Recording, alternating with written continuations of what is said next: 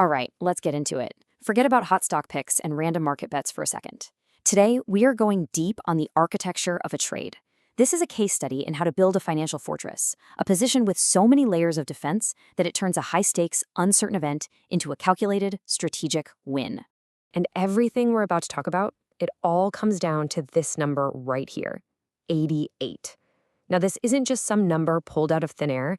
It's the exact number of options contracts that this entire financial structure is built on. Every single calculation, every risk, every potential reward, it all flows from these 88 contracts. And I really want to be crystal clear about this. What you're seeing here, this is not a roll of the dice. We are not talking about a wild gamble on some biotech trial. No, we're breaking down a blueprint, a deliberate construction with backup plans, defenses, and frankly, multiple ways to win. This quote, right here, just nails the entire philosophy. See, the goal wasn't just to be right about what was going to happen. The goal was to build, to architect, a trade where the math itself was stacked in your favor from the very beginning. So how was this structure actually built? Well, it all rests on three foundational pillars. Every fortress needs a foundation that's basically unbreakable, right? Well, for this trade, that's pillar number one, the ultimate floor. This is the point where the risk of losing money becomes, well, it becomes almost mathematically irrational. It's the absolute bedrock of the entire strategy. Let's dig into how it's built. The key concept here is something called the break-even price. The easiest way to think about it is like getting a cash rebate on something before you even buy it.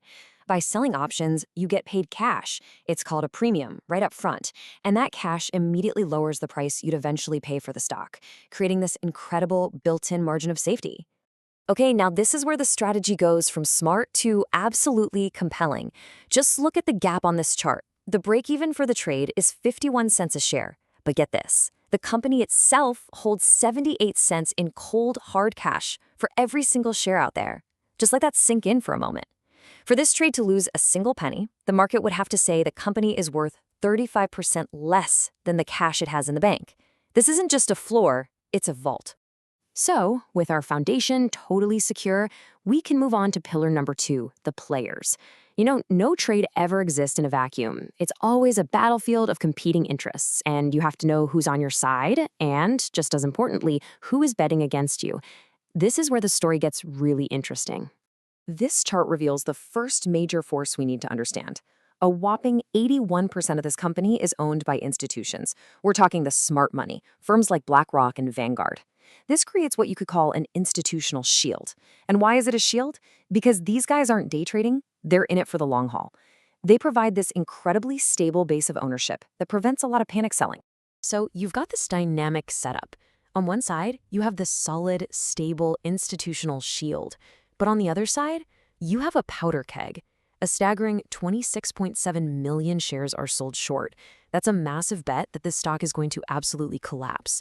This creates an unbelievable tension, a stable, immovable base of owners versus a huge, potentially panicked crowd of sellers. Which, of course, leads us to this all-important question. What happens if good news drops? All those people who shorted the stock, all 26.7 million shares worth, have to rush to buy back those shares to cut their losses. But who are they going to buy from? The 81% owned by institutions? They're not selling cheap. This setup creates a massive potential bottleneck, a classic short squeeze scenario where the price can just explode upwards because there's way more demand than there is supply. Okay, so we have our floor and we totally get the players on the board. But this third pillar, this is maybe the most elegant part of the entire structure.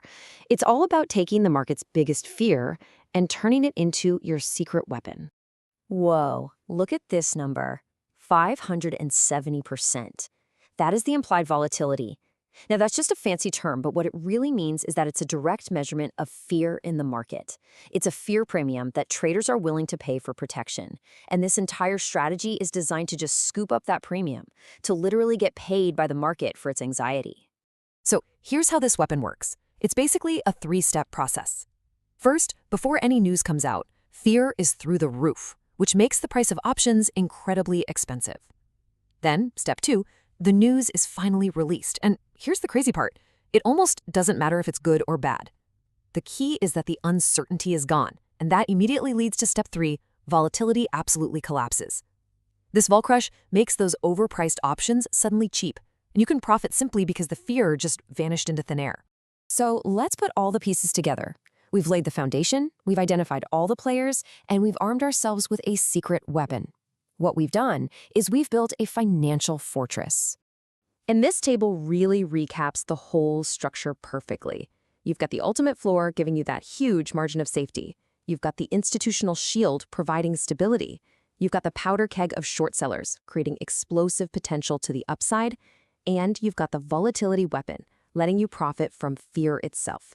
See how each piece reinforces the others? It's a system. So after all this, what's the absolute worst thing that can happen? Well, it's being forced to actually buy the shares. But at what price? Your effective cost would be just 51 cents. In that scenario, you simply become a value investor, owning a piece of a company that has 78 cents in cash for every share you just bought at 51 cents. Your worst case is still a fantastic deal.